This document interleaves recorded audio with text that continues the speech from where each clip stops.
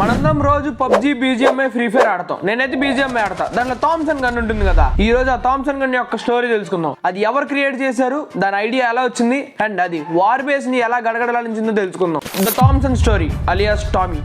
1918 లో world war 1 just అప్పుడే end అయిపోయింది. సోల్జర్స్ అందరికి ఒక పెద్ద ప్రాబ్లం ఉండిపోయింది. అదేంటిదంటే పిస్టల్స్ చాలా స్లోగా ఉండేవి అండ్ మెషిన్ గన్స్ ఏమో చాలా బరువు ఉండేవి. పిస్టల్స్ ఏమో ఒక్కొక్క బుల్లెట్ వస్తూ ఉంటది. మెషిన్ గన్స్ ఏమో దాన్ని కంట్రోల్ చేయడానికి మాక్సిమం 2-3 కావాలి. సో ఇది వాళ్ళకి చాలా పెద్ద ప్రాబ్లం అయిపోయింది. అప్పుడు జాన్ టీ థామ్సన్ అనే అమెరికన్ ఆర్మీ ఆఫీసర్ ఒక ఐడియాతో వచ్చాడు. మనకి ఒక మీడియం సైజ్ గన్ కావాలి, ఆటోమేటిక్ ఫైర్ ఉండాలి అండ్ లైట్ వెయిట్ గా ఉండాలి. అప్పుడు తనకు వచ్చిన ఐడియానే థామ్సన్ గా మారింది. ఇది ఒక sub machine gun. First time 1920 లో ఇంట్రడ్యూస్ చేశారు. ఇది 45 HP తో వర్క్ అవుతుంది. మినిట్ కి 600 నుంచి 700 రౌండ్స్ ఫైర్ అవుతుంది. ఇది పిస్టల్ కాదు, మెషిన్ గన్ కాదు, ఇది ఒక సబ్ మెషిన్. తర్వాత వరల్డ్ వార్ 2 లో యుఎస్ ఆర్మీకి అండ్ అలైడ్ ఫోర్సెస్ కి చాలా బాగా ఉపయోగపడింది. సోల్జర్స్ కి confidence, fire power and survival ఇచ్చింది. దీనికి drum magazine, rapid fire and close range లో అయితే డెడ్లీ పవర్ఫుల్. అసలు మిడిల్ ఆఫ్ 1920 అండ్ 1930s లో గ్యాంగ్స్టర్స్ ఎరా స్టార్ట్ అయింది. ఈ గ్యాంగ్స్టర్స్ అందరూ ఈ థామ్సన్ గన్ ని యూజ్ చేసి చాలా ఫేమస్ అయిపోయారు. ఈ రోజు మనం పబ్జీ, బీజిఎంఐ, ఫ్రీ ఫైర్ వీటిలో ఫన్ కోసం యూజ్ చేసి ఈ థామ్సన్ గన్ ఒకప్పుడు రియల్ వార్స్ లో